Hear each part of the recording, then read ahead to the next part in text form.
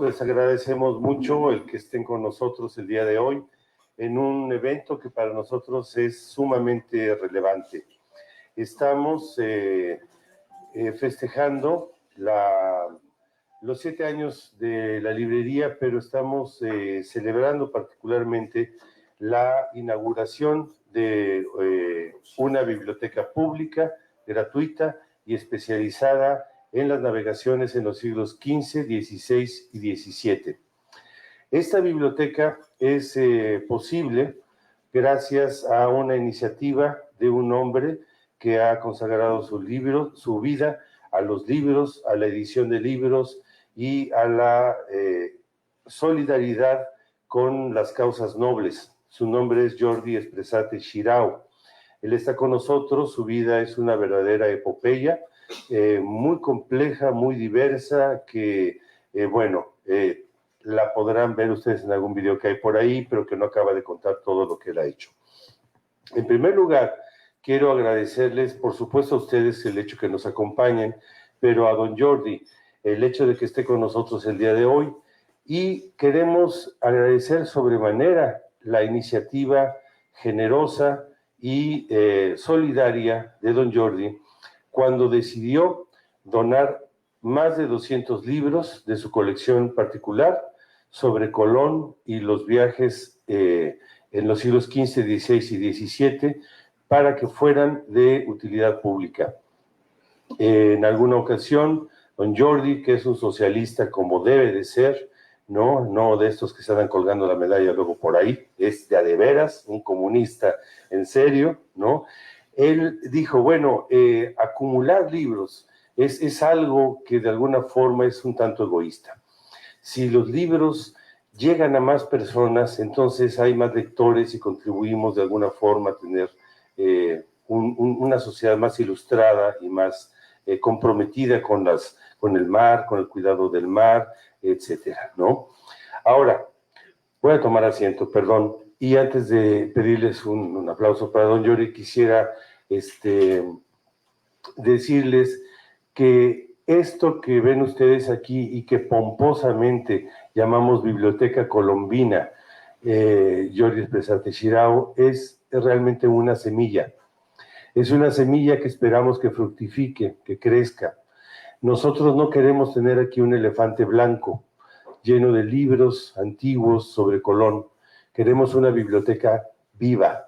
Y para que la biblioteca esté viva, necesitamos suscriptores que se lleven los libros a casa de forma gratuita, que los lean, que los manchen. Si les cae un poquito de café no pasa nada. Si se les va por ahí una foto, recorte de periódico, no pasa nada. Si se doblan las páginas, no pasa nada. Queremos que los libros se lean. Queremos que los libros circulen de mano en mano y que esto sea una biblioteca viva. El día de hoy arranca una biblioteca, pero estamos esperando más donaciones y sobre todo estamos esperando más usuarios. Decimos, y Jordi estará tal vez de acuerdo conmigo, en que una biblioteca no es grande o pequeña en función del número de volúmenes que reúne, sino en función del número de lectores que la consultan. Y si tenemos nosotros a cadetes y académicos de la Heroica Escuela Naval, si tenemos a guardafaros eminentes, si tenemos a investigadores, a doctores en historia del Instituto de Investigaciones de la UNAM o del Colegio San Jerónimo de La Habana, buzos y ciudadanía en general que viene por los libros, entonces diremos que esta biblioteca está cumpliendo el cometido que de alguna forma se prevé. Quisiera que, junto con el agradecimiento que sentimos profundo y la admiración profunda que sentimos por don Jordi, le diéramos la bienvenida y le diéramos las gracias con un muy caluroso aplauso. Jordi,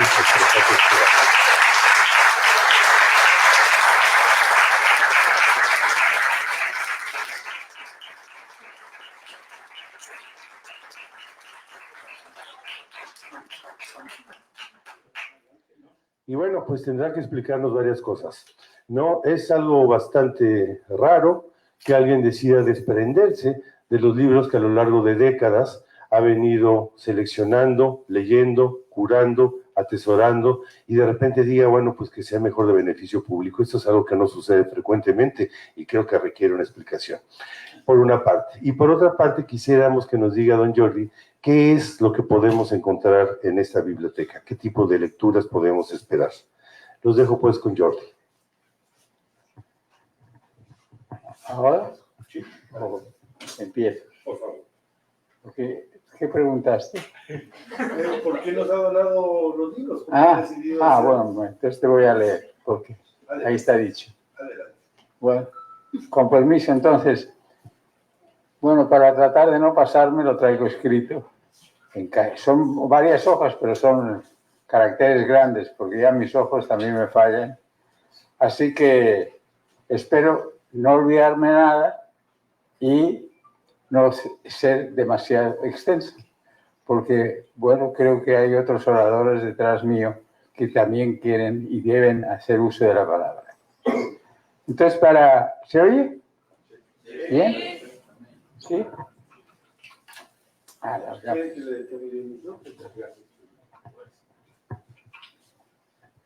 Les decía que lo traigo escrito y lo voy a leer a continuación. No me salen mucho las cosas escritas, pero bueno. En aras de la brevedad y la seguridad de decir lo que debo decir, por eso lo he escrito. Hoy es lunes 8 de junio de 2024 y estamos reunidos en los salones de la librería Mar Adentro conmemorando el 7º aniversario de su creación con la inauguración de una biblioteca, con la inauguración en sus salones de la Biblioteca Colombina, lo que me hace muy feliz. Y siempre te estaré agradecido por ello, amigo Rafael, siempre. Y paso a contarles en corto relato el porqué de mi felicidad. Viví en Cuba como ingeniero, como informático, como bibliotecario y más cosas, sin acumular plusvalías de nadie, como trabajador y muy, muy feliz durante 57 años, desde 1963 a 2020. Al vivir en Cuba aprendí a querer disfrutar y respetar el mar. Por eso, varias veces le he preguntado al amigo Rafael por qué su librería se llama Mar Adentro. Me parece muy original y muy sugestivo. Me atrae el nombre, sin saber bien por qué. En el año de 2020, comenzó a asustar a la población del mundo la pandemia del COVID-19 y en agosto de ese año sufrí una caída que me produjo 2 hematomas y necesité una operación del cerebro con anestesia local por mi avanzada edad. Además, en esos días, el presidente de los Estados Unidos, Donald Trump, anunció que iba a endurecer el bloqueo a Cuba. A mediados de ese año, de diciembre de ese año, sin avisar y venciendo muchas dificultades, lograron llegar todos mis hijos a La Habana. Su idea, traernos a vivir a México. En diciembre, mi hijo Frank con su mamá, mi esposa Marieta, cubana, que ya tenía 79 años, regresaron a México. Yo seguía en el hospital en postoperatorio. El médico me dio de alta y permiso para volar a mediados de enero del 2021. Y con mi hija Claudia volé a México DF, donde me esperaba mi hijo Pablo en el aeropuerto y me llevó a Veracruz y la familia por fin se reunió el 2 de febrero de 2021 en Veracruz y donde celebramos mi 90 aniversario. Viviendo en Veracruz me di cuenta que ya no iba a regresar a vivir a La Habana y a Cuba. Para mí esa idea era muy difícil de aceptar. Pero me organicé y volví de nuevo a empezar a publicar el Boletín BIT, que es un boletín que yo hacía de informática y noticias, que lo hago, y seguí la escritura de mis memorias, resignado. Pero un pensamiento comenzó a torturarme. Pensar que iba a perder todos mis libros, mis queridos libros, o por el voraz comején que no descansa, o porque con el tiempo alguien diría cómo estorban los libros del abuelo. Yo los vendería, los regalaría, los tiraría a la basura. Pensaba en ellos día y noche hasta que me decidí a traer algunos, comenzando por los del Almirante del Mar Océano, cuya lectura como hobby siempre disfruté. Sabía que eran muchos, pero no cuántos. Lo hablé con varios amigos y ya me han traído más de 140 libros de Colón y otros navegantes de su época. Quedan todavía algunos más.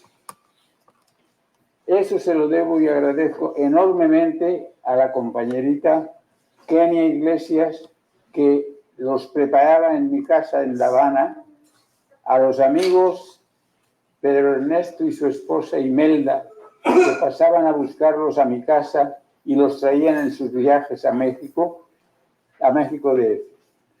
Ellos dos trajeron muchos, también trajeron algunos Carolina Rodríguez de la Guardia y mi hijo Fran Espresate Biosca. Para ellos mi más sincero agradecimiento.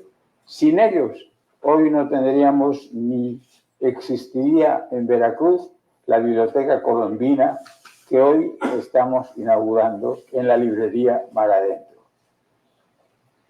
Me agrada también que esté en la librería Mar Adentro, en la ciudad de Veracruz, que es puerto de mar, en el Golfo de México, antesala de la Mar Tenebrosa u Océano Atlántico. Pienso que al navegante le habría gustado también.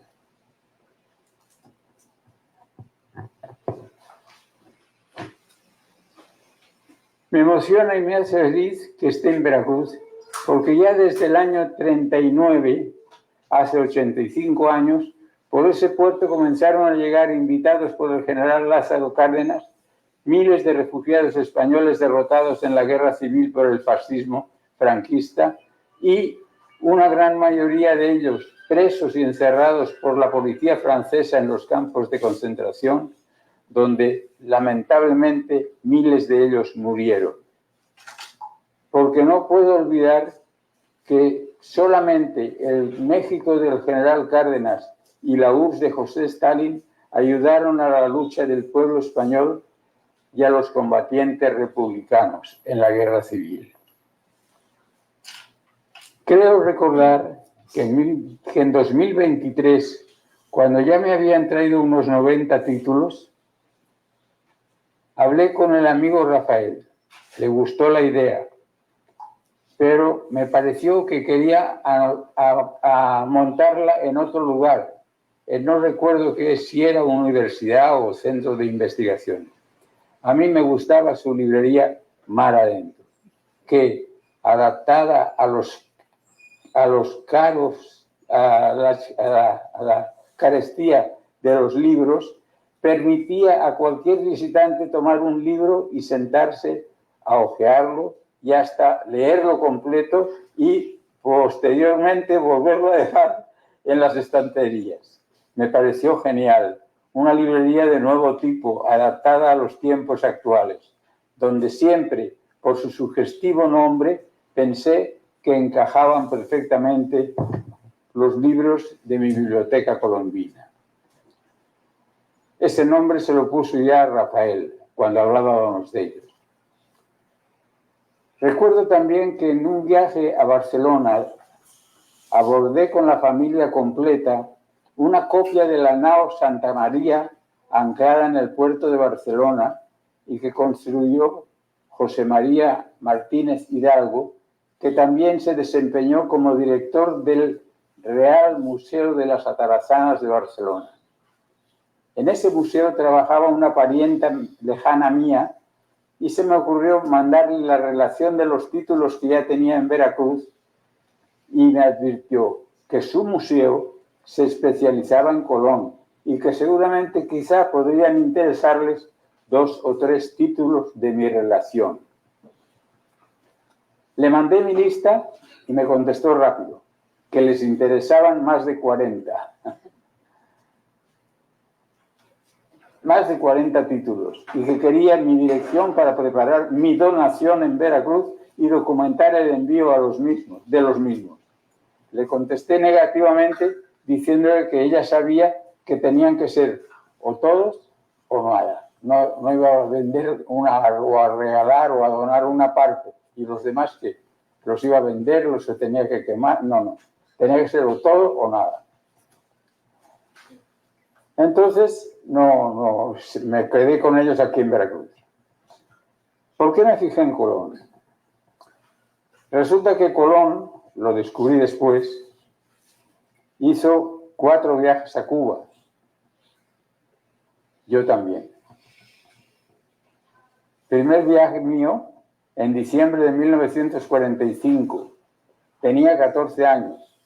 Venía con mis hermanos, en el vapor Magallanes, desde Bilbao, España. Ya está, a la mitad. A vivir a México y reunirme con mis padres después de 5 años de separación. Solo estuve 5 días en La Habana, pero ya comencé a descubrir América. Y recuerdo muchas cosas que me impactaron. De ahí volé ya a México DF. El segundo viaje mío fue el 16 de septiembre de 1953. Tenía ya 23 años. Venía con Vicente Rojo en un vuelo de la BOAC, British Overseas Air Corporation, desde Londres, donde la policía inglesa nos había detenido por rojos, ya que como delegados de la JSU en México DF habíamos asistido al tercer festival de la FMJD, Federación Mundial de la Juventud Democrática, que se celebró en agosto de ese año 1953 en la ciudad de Bucarest, detrás de la llamada cortina de hierro cuyo bautizo lo hizo el señor Churchill. La etapa fue Londres, Nassau, La Habana, donde nos detuvimos 4 horas para abordar el avión de Mexicana y México DF. Estuvimos algo nerviosos esas 4 horas en el aeropuerto de La Habana porque me acababa de enterar que el 26 de julio de ese año, hacía solo mes y medio, en plenas fiestas de carnavales, Fidel Castro con un grupo armado atacaron el cuartel Moncada en Santiago de Cuba. Fallaron, como se sabe, y el general Batista, que era el presidente, el dictador de Cuba, encarceló a muchos y asesinó a otros muchos. Por suerte, no nos pasó nada y esa misma tarde del 16 de septiembre llegamos a México DF gritando ya en la aduana con los aduaneros, ¡Viva México! Así fue. El tercer viaje mío fue el 26 de julio de 1960. Tenía ya 29 años. Formaba parte de una delegación del MES 59, del Movimiento Español 59, para asistir a la celebración del asalto al cuartel Moncada. Fueron invitados el general Lázaro Cárdenas y el escritor Fernando Benítez y otros más que no recuerdo, que estuvieron en la tribuna junto a Fidel. Yo recuerdo que nuestra estancia, porque fui con mi primera esposa, fue como de una semana y aunque formaba parte de una delegación, me dediqué a hablar y conversar con el pueblo cubano por las calles, en los parques, en las tiendas, en los bares, por todos lados, y me fui dando cuenta que una gran mayoría hacía suya la revolución y estaba con ella y con todos sus jefes, Fidel, Raúl, el Che, Camilo, etc. Como Fidel no la había definido todavía, y viendo lo que había pasado con revoluciones anteriores en América Latina, muchos en México me decían: no, expresate, esa revolución es de esas de quítate tú para ponerme yo. Y ahora Fidel va a empezar. Y yo quería saber si era así o no. Me convencí en el viaje que no era así. Por último, mi cuarto viaje fue el 2 de diciembre de 1962. Tenía ya 32 años, la edad de Cristo. Hice el viaje al terminar la crisis de octubre, o la crisis de los cohetes, como se llamó también, que estuvo a punto de iniciar un conflicto armado nuclear entre Estados Unidos y la URSS. Yo había entregado ya los trabajos que hacía en México en la imprenta Madero, en Ediciones Era, y aunque me faltaba una asignatura para ser ingeniero, un arquitecto cubano que vino a México en una delegación me convenció y me fui a Cuba, donde comencé a trabajar como ingeniero. Años después me anoté en la Universidad de La Habana y obtuve el título de ingeniero civil después de aprobar esa asignatura y marxismo, que era obligatorio. La causa principal de irme a Cuba, a trabajar a Cuba, y así se lo dije a mi padre, no quería explotar al obrero mexicano. Yo, como patrón, al pagarle su sueldo, según aprendí de Carlos Marx, me quedaba con la plusvalía que le añadía a su trabajo.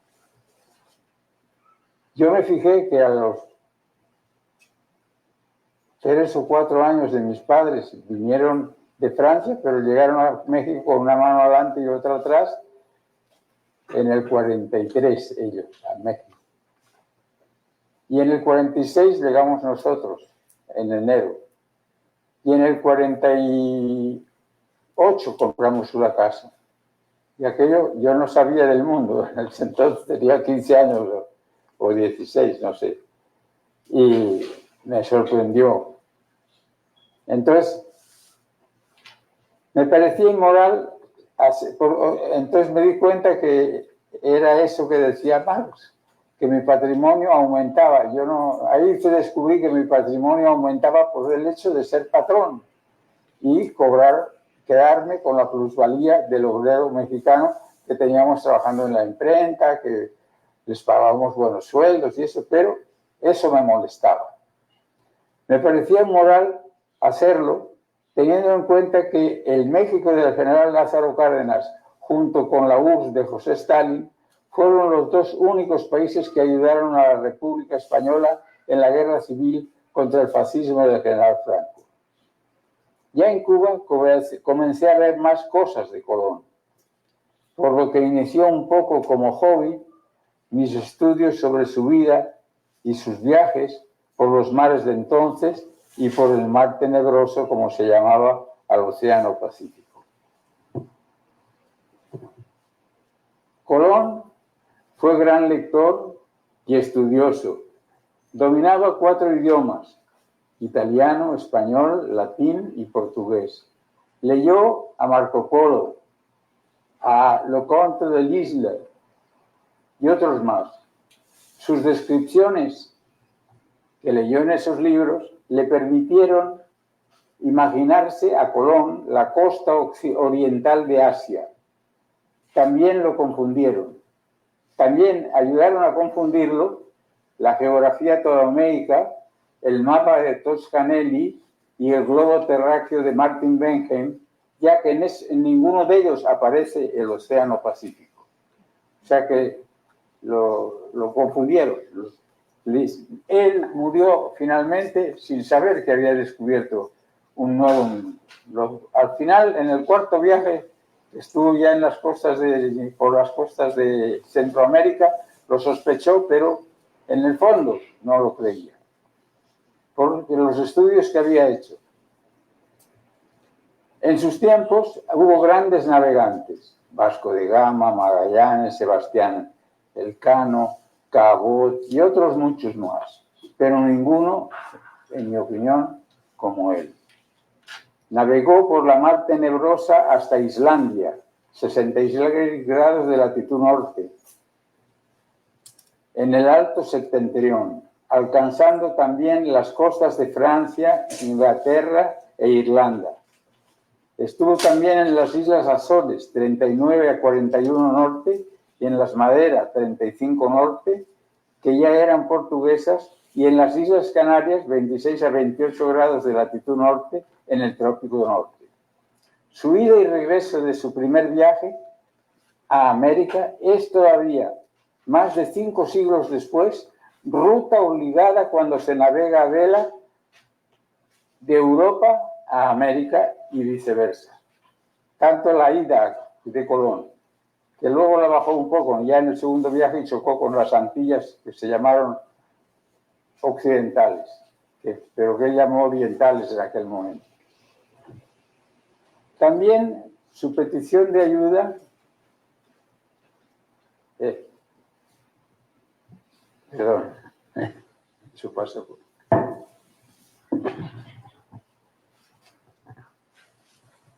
Abel de América, de Europa. Sí, está bien. Ya estamos terminando. También su petición de ayuda y su insistencia, de ayuda para el viaje, y su insistencia con las coronas de España, Portugal y casi con la francesa, se extendieron en el tiempo. Él estaba seguro que navegando por sus estudios, que navegando a Poniente iba a llegar a Oriente, iba a llegar a Asia, iba a llegar a las costas de China y de Japón, y que era más corto que lo que habían hecho ya los portugueses, que habían llegado a descubrir. Pero ningún marino de aquel tiempo hizo lo que él hizo. O sea, todos los marinos grandes que hubo eran marinos que navegaban costeando, la mayoría. Y costearon primero el Mediterráneo, luego se atrevieron a atravesar el Mediterráneo, porque ya se dieron cuenta que eran 2 o 3 días, y luego, pero que saliera al Atlántico, como hizo Colón, y que se tirara a navegar hacia el poniente, que fue el único. Nadie se atrevió, nadie lo hizo. Él sabía dónde, desde que se propuso el viaje, Colón siempre supo cómo regresar, a pesar de que los alisios siempre soplan de oeste a este. Como también se creía en aquel tiempo, al principio, que a medida que los portugueses iban bajando por las costas de África, que encontraban habitantes de color más negro, que se estaban acercando al infierno y que llegaba un momento que se caerían en el infierno. Y no, llegó el momento de África, del Cabo de Buena Esperanza, en África del Sur, una tormenta casi los hunde, pero en definitiva lo puso en el rumbo correcto y él lo dejó frente a Mozambique y Madagascar, y de ahí ya se orientó y siguió hasta Calcuta. Y llegó por esas fechas, por las de Colón, llegó a Calcuta y empezó a construir el imperio portugués. Colón sabía dónde y cuándo encontrar vientos contrarios a los alisios, los vientos del este que le permitirían regresar a las costas europeas. Eso se ve claramente en la tornavuelta de ese primer viaje. Él, estando en América, la primera vez choca en las Bahamas con una Guananí, una islita, y baja hasta las costas de Cuba. Recorre Cuba, las costas hasta el paso de los vientos y pasa a Santo Domingo. Ya en Santo Domingo empieza a irse el 24 de diciembre del año 1492, se le hunde la Santa María, que la había dejado el 24 de diciembre, parece que se acostó, se llevó un leído yo creo que estaban kurdas celebrando la Shower. Y él se acostó y le encargó a un encargado o a un piloto o el cuidado de la Santa María. Y este también siguió los pasos de Colón y al final la Santa María quedó en manos de un grumete, según cuenta uno de los hijos de Colón.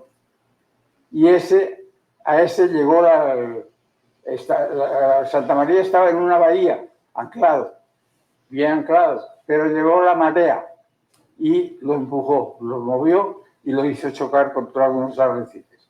Y ya cuando se dio cuenta Colón de lo que estaba pasando, que estaba dormido, se despertó, pero ya el barco estaba roto prácticamente, pero en aguas no profundas, y le pudieron sacar de todo, parte de la estructura, a los alimentos, etcétera, etcétera. Pero bueno, así se perdió el 24. A todo eso, en el primer viaje también, con los Pinzón hubo sus más y sus menos. Y se le fueron. Cuando él estaba todavía en Cuba y llegando a Santo Domingo, ya los dos Pinzones que navegaban en la Pinta y en la Niña, se le fueron a buscar el oro, porque les habían dicho que en Haití había más oro que en Cuba. Bueno, habían comentado. Y entonces, en Colón ahí se queda hundido, aparece uno de los Pinzones, ya se adueña de la Pinta, Colón. Y la Niña sigue perdida. Y cuando ya deciden regresar, que es ya en febrero de 1493, sale, fíjense que no sale, porque verán en la otra diapositiva, aquí está, la de Manila. Claro, no se pueden ver juntas, ¿verdad? Las dos a la vez. No. Bueno, entonces mala suerte. Pero, por la anterior, por favor. Ahí se ve en la anterior que él está en Santo Domingo. Ahí. Y con la Pinta, ya al mando de la Pinta, que no cabían todos y dejó a unos en Santo Domingo, ahí en un fuerte que construyeron, pero él no se tira a luchar contra los alisios para volver a las costas de África o de España, sino que se tira rumbo noreste a buscar el centro del Océano Atlántico.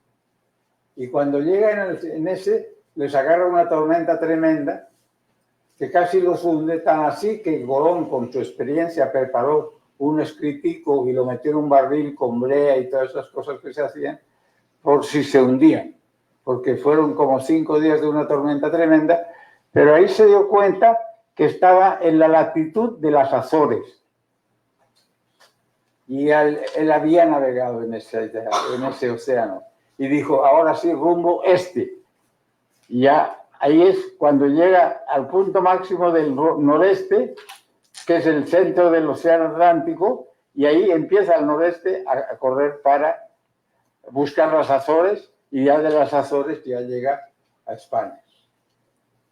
El otro que iba con él, que era el otro hermano Pinzón, que estaba en la Niña, ese tuvo más suerte y llegó antes, sin que porque en las Azores a Colón lo detuvieron los portugueses, en fin, al final lo soltaron, tal. Pero ese es el otro Pinzón que se fue en la Pinta a Bayona. Y ahí desembarcó y anunció el descubrimiento del Nuevo Mundo. Fue el primero que lo anunció en Europa. Y entonces, bueno, luego hubo sus cosas, que entre ellos dos, claro, que Colón lo echó para adelante, etc. Pero, o sea, Colón, ahí está, en el primer viaje, ya él no se tira, porque, por ejemplo, en la otra diapositiva, que es el de Manila, para ir navegaron por el mismo paralelo, más o menos, detrás de Acapulco. Sí, pues salieron de Acapulco, de Zihuatanejo, por el trópico, por los vientos alisios, porque los dos océanos funcionan igual, exactamente igual. Eso, claro, lo ha descubierto la ciencia más moderna. Pero en aquel momento no se sabía. Y entonces los primeros que llegaron a Manila trataron de volver contra el alisio. Bueno, tardaron 60 años en esa vuelta que da hacia el norte, que es lo mismo. O sea, de Manila subieron a buscar las costas de Japón inferiores, las costas del sur de Japón, que están en la latitud 40-41, ahí como en el Golfo de México. Hay una corriente también que navega, que corre de este a oeste, o sea, y ya luego aparecen los vientos alisios, las contralisios, que los llevan hasta... Yo me di cuenta ahí que es porque ahí donde está la curva que llega a las costas americanas, es la latitud 40-41, igual que las Azores. Entonces, claro, yo tenía ahí fue donde me di cuenta que esa ruta que marcó Colón en el primer viaje, para llegar a esa ruta, Urdaneta, fueron 60 y tantos años. Eso fue en 1560, ya cuando... Porque después de Colón, bueno, y hubo más ya que se metieron en el Atlántico y tal, y apareció Magallanes con la vuelta al mundo, la primera vuelta al mundo, todo eso. Que murió en las Filipinas, Sebastián Elcano fue el que terminó el viaje, etcétera, etcétera. No voy a entrar en eso. Pero cuando querían regresar a Acapulco, lo hacían en la latitud de los alisios, contra el alisio. Claro, el Océano Pacífico sí tiene el doble de tamaño o más que el Océano Pacífico. Y murieron muchos, varios viajes fracasaron totalmente. Hasta que llegó Urdaneta, que había ido en uno de los primeros viajes, yo creo que iba con Magallanes, o Loaiza, un tal Loaiza, que fue el que codició las Filipinas. Ese fue el que se le ocurrió subirse hacia el norte a buscar los contralisios, encontró la corriente del Golfo japonesa y llegaron a la latitud 40, a Cabo Mendocino, en California, que yo empecé a preguntar y a comprar mapas y a buscar, a ver si había... Tiene que haber asentamientos en esa costa, bueno, leones que se pagaban, que llegaban averiados, que los arreglaban, o sea, en la costa de California, del Cabo 40 hacia México, tenía que haber... No encontré, pero le encargué a mi hija, a Julia, a tu hermana, porque estaba en California, entonces ella estudiando. Y le dije, oye, échate un viajecito ahí por las costas hasta el Cabo Mendocino. Yo le di esos datos a ella, me acuerdo. Y papi, no encontró nada. Pero bueno, esa fue la historia de las tornavueltas, que Colón lo hizo en el primer viaje. No perdió tiempo luchando contra el alisio, a lo bruto, si no se podía. Se hubiera llegado también, porque también pasó. Pero bueno, entonces todo eso me convenció que Colón fue el único. Y entonces él sabía dónde y cuándo encontrar vientos contrarios, vientos del este, que le permitirían regresar a las costas europeas. Eso se ve claramente a la tornavuelta de ese primer viaje, esa otra. Bueno. Todos los grandes navegantes de esa época, especialmente los portugueses, únicamente costearon África y Asia hasta Calcuta, iniciando así el imperio portugués. Quiero recalcar finalmente que fue Cristóbal Colón el primero de todos los grandes navegantes de esa época en lanzarse en la aventura mar adentro, y llegar a las costas de un nuevo continente que él no sabía, pero fue navegando mar adentro. Por eso me gustaba y me hace muy feliz que la Biblioteca Colombina esté ahora estás montando en la librería Mar Adentro. Esto.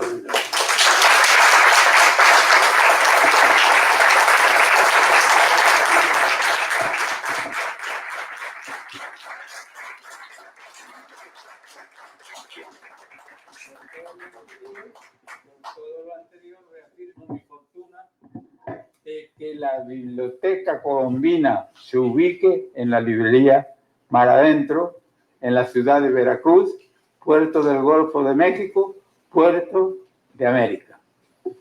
Muchas gracias, don Jordi. Bravo.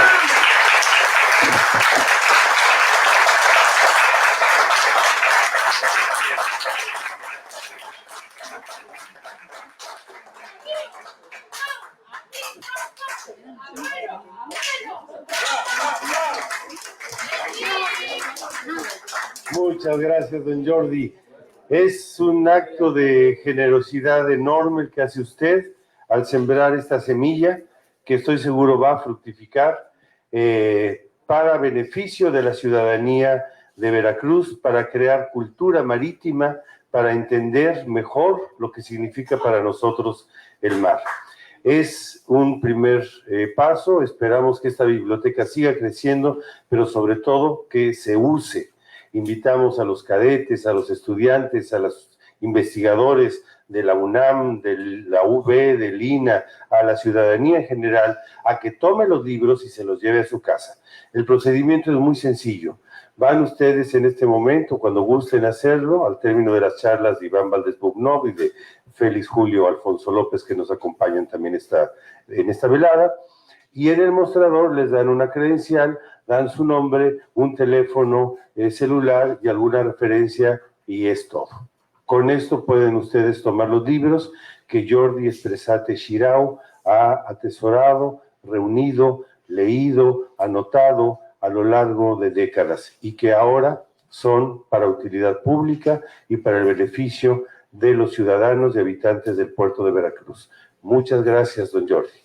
Gracias.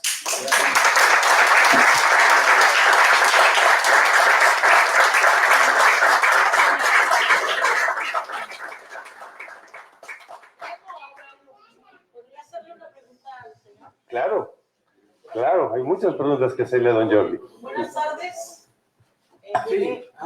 No llegué exactamente a la hora que usted comenzó. Sí. Mis respetos, es usted un investigador de Cristóbal Colón y por lo tanto me atrevo a preguntarle, sí, porque he leído sobre el náufrago que llega a Huelva, que se dice que Cristóbal Colón lo rescata, un hombre que llega casi moribundo, y entonces lo acoge Cristóbal Colón, lo tiene unos días en su casa, y que es este hombre marino el que le da la certeza de que navegando hacia donde posteriormente lo hace Cristóbal Colón, iba a encontrar tierras nuevas. Usted que pues sí, lo ha estudiado, no sé si me puede despejar esa duda. Gracias por su pregunta. Pero sí, yo sé de eso, del náufrago. Y O'Gorman lo tiene como una de las primeras causas que motivaron a Colón. La idea que le cuenta el náufrago ese, que era un carib, que era un caribeño, pero bueno, le llaman carib en el libro que yo leí, que es el de O'Gorman. Y la invención de América se llama. Muy interesante el libro, porque van descartando todos los, hasta llegar a la certeza de que, bueno, lo inventó Colón, más o menos. Pero bueno, es cierto, sí, lo del náufrago ese. Pero bueno, no dejaba de ser, por mucho que le asegurara, una historia que podía tener de verdad, de mentira, con buena intención, con mala intención, con lo que fuera. Pero Colón la sabía. Porque él estuvo trabajando muchos años en las Islas Madera, que eran portuguesas, ya más al sur, antes de las Canarias. Cuando casó con una portuguesa, con la Perestrello, una tal Perestrello, que eran familia marítima, y trabajaba en la corte en la escuela de Enrique el Navegante, el portugués, casó con la Perestrello. Y sí, ahí Colón recorrió todas las costas del Atlántico, de sur a norte, desde Islandia, que se pone un poco en duda el viaje de Colón hasta Islandia. En algunos autores lo ponen un poco en duda. Pero hasta las Azores, sí, fue y volvió varias veces. Fue a las costas francesas comerciando, a vender vinos o cordeles o lo que fuera en Inglaterra, en Francia, en Irlanda. Navegó ese mar, lo dominó. Y también luego llegó hasta las Maderas, en donde tuvo un cargo público que los portugueses lo nombraron ahí, no recuerdo. Pero bueno, algo... y sí, se enteró porque no era solo eso, sino que a veces llegaban restos también de grandes árboles y de plantas como la añil, que luego se importaba de América para teñir las ropas en España. Era una parte de las... O sea, había sus indicios de que algo había. Y claro, en efecto, estaba algo. Pero, bueno, eran rumores, eran indicios, eran sospechas, y no estaba confirmado nada.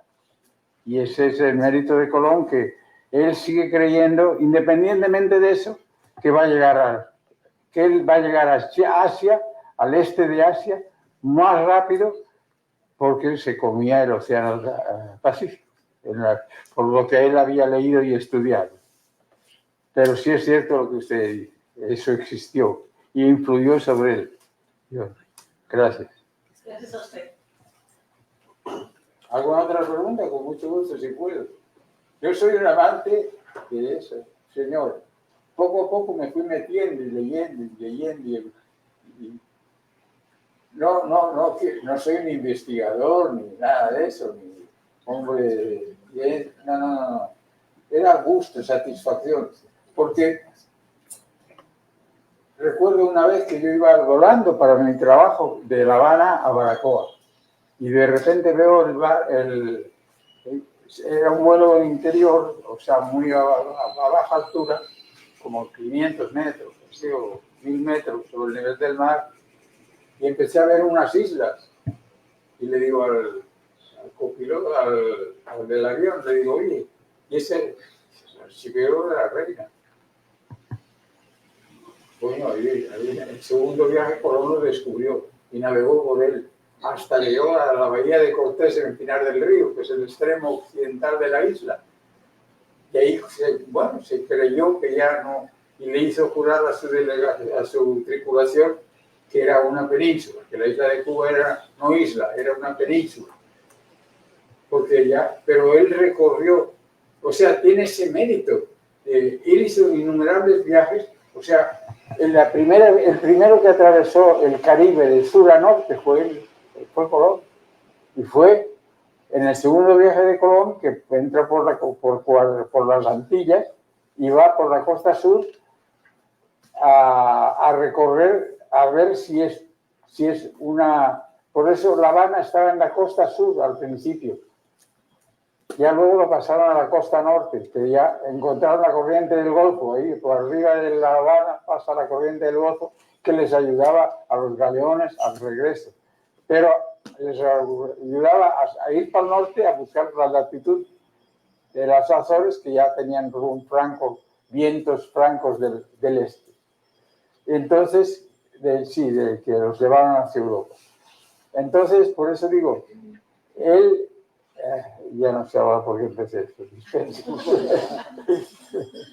pero bueno, poco a poco me fui dando cuenta de esas cosas, ¿no? De que Colón, en Cuba, exactamente. Otra vez estaba trabajando en Holguín y me dijeron, no, aquí cerca en Bariay hay una playa que hay un monumento a Colón, porque Colón tocó Bariay. Y entonces en una de esas me escapé y un día y me fui a Bariay y en efecto ahí hay un monumento, un pequeño monumento que Colón, que no sé qué, que no sé cuál. O sea, todo eso me emocionaba cuando yo veía, eso, que aquí había estado Colón, que esos archipiélagos. Cuando me fui con mi hijo a navegar, a bucear en el 2006 en Jardines de la Reina, pues emocionadísimo porque esos mares Colón había navegado por ellos y con éxito, siempre con éxito. Sí, luego tuvieron la desgracia de el bichito ese, la broma que se llamaba, que se les comía la madera de los barcos y le costó regresar por la costa. Pero al final lo logró.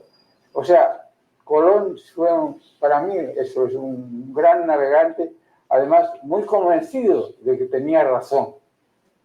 Había estudiado, cogió información equivocada, pero o incompleta, digámoslo así, mejor dicho, que en aquel tiempo era lo que pasaba muy frecuentemente, y entonces eso lo confundió. Pero él estaba, no fue casualidad, fue porque él quería ir, porque él quería navegar hacia allá, a buscar eso, lo que creía que era la realidad. Bueno. Y por ejemplo, él viajó con algún piloto o él hacía todos sus cálculos, por ejemplo, porque pues las latitudes sí se toman, pero la longitud es un problema. Claro. Y hasta el siglo XVIII, que se hacen las tablas de Haberstein y todo esto, que son libros y libros, cada toma implica 30 y tantas cálculos matemáticos, ¿no? La velocidad del barco, claro, era un problema. Entonces, pero eso era su práctica. ¿Él lo calculaba todo o tenía pilotos o gente que le apoyaba? Yo creo que él calculaba la mayoría de las cosas. Él. Porque sí, yo he leído que, por ejemplo, determinar la velocidad del barco, echaba una cosa en la proa y veía cómo iba. Pero ahí lo afectaba a veces la corriente y los engañaba. Pero bueno, tenían luego sus constantes por las que multiplicaban o dividían y más o menos acertaban. Entonces, así se empezaron, porque la latitud no tenían un meridiano cero. No había, aunque ya los griegos, y Ptolomeo lo dice en su geografía, por las Islas Canarias pasaba el meridiano cero. Por las Canarias, no en Greenwich. Ese fue el capitán Cook. Los ingleses, o Sir Walter Raleigh o Drake, los que pusieron ya la latitud y tenían un cronómetro que les permitía saber el tiempo que llevaban y cómo avanzar en la longitud. La latitud siempre pudieron, desde el primer viaje de Colón, ya la inclinación de la polar o el sol con el enseguida la dominaron y eso también lo heredaron. Pero tanto la longitud como la velocidad, eso fue después. Y mientras tanto era la práctica, como la sonda para medir la profundidad. Realmente eran mares completamente desconocidos. En el segundo viaje va con un convoy de 17 barcos, atravesando el Océano Atlántico, el mar tenebroso hasta hace poco, ¿no? Había hecho el primer viaje, pero el segundo se va con 17 y llegan todos ahí a las islas chiquiticas esas y los planta en Santo Domingo y ahí desembarcan ya campesinos y agricultores y gente que para establecerse allá, empezar a establecerse. Pero sí, eso fue después. Yo sí. Pero ellos, con métodos aproximados, no se pararon, avanzaban, hasta que pudieron ya, los ingleses dieron, no, lo que medían en Greenwich es el cero. Pero son convenciones, ¿no? O sea, siempre, porque todos los planos en esa época son de donde salen, van midiendo, no hay un lugar específico de referencia, ¿no? Hacia el oeste. Sí, eso... Sí, yo tengo un libro que todavía lo tengo en Cuba, que se llama Al-Andaluz, que es cómo estaban las ciencias en Andalucía, donde estuvieron los árabes 7 siglos. Los árabes dejaron ahí de todo, cultura, de todo, en agricultura, en muchas cosas, ¿no? Y tengo mucha curiosidad para verlo, a ver si ahí se habla de algo de... Porque yo he buscado, a ver, y no he encontrado. Era en métodos aproximados lo que usaba. Y decía, hemos avanzado tantas millas hacia el oeste, ya. Y le creían. Y él tenía su método para definir, primero, la velocidad, que está influida por el viento, la corriente, y mil cosas. Pero bueno, él daba un valor. Y cuando empezó a quitar millas para que no se asustaran, porque cuando que avanzaban cada día hacia el oeste, cada vez alejándose más de Europa, allá por el mes de agosto empezó el viaje, y ya en septiembre la gente empezó a murmurar y empezó a decir, no, hemos avanzado 3 millas hacia el oeste. Y eran 30 las que habían avanzado. ¿Por qué? Él lo hacía eso porque sabía cómo regresar. Si no, no lo hubiera hecho. Hubiera dudado, y se paró porque ya le querían hacer un motín a bordo. Sí, y le dieron una tope y dijeron, hasta aquí tal día, y ya empezamos el regreso. Y ahí descubrieron la isla esa de Guaraní o San Salvador. Y ya, pero yo estoy de acuerdo contigo. ¿Cómo lo medían? Exacto. No podían, pero era su saber natural del mar y del viento y de las corrientes y de la navegación lo que los guiaba, yo creo. Ellos tenían sus métodos. Te digo, tiraban una cosa en una cascarilla, pero eso está influido. Pero medían la profundidad, sacaban la sonda enseguida para ver cuando se acercaban. O sea, él sabía navegar y tiraba cosas, pero acertó. Nunca se sintió perdido en mis lecturas. Nunca lo sentía él derrotado, perdido, extraviado. No. Él sabía siempre hacia dónde y cómo y con qué. Y vamos, ahí daba la orden. Pero sí, ahí había mucho de savoir-faire, que dicen los franceses. Muy bien. Bueno, de todo esto y más nos podremos enterar consultando la biblioteca que Jordi leyó a lo largo de muchos años, décadas, y que hoy le regala a el puerto de Veracruz para que sea de utilidad pública y todos puedan consultarla.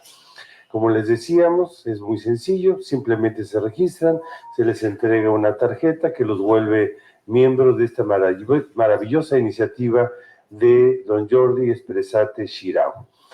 Pueden saber todo lo que este hombre sabe leyendo los libros que él leyó, ¿no? Y con motivo de la inauguración de la biblioteca colombina Jordi Espresate Xirau, hemos convocado a estudiosos de primer nivel, como Judith, como Iván, como Félix Julio, como Eder, ¿no? Que a lo largo del día de hoy y hasta el miércoles estarán dándonos charlas interesantísimas sobre distintos tópicos relacionados con la mar. Por lo pronto, yo quisiera pedir nuevamente un aplauso para la generosa donación y iniciativa de Jordi, ¿no? Invitarlos a hacer uso de la biblioteca. Gracias, don Jordi. Muchas gracias. Si les parece bien,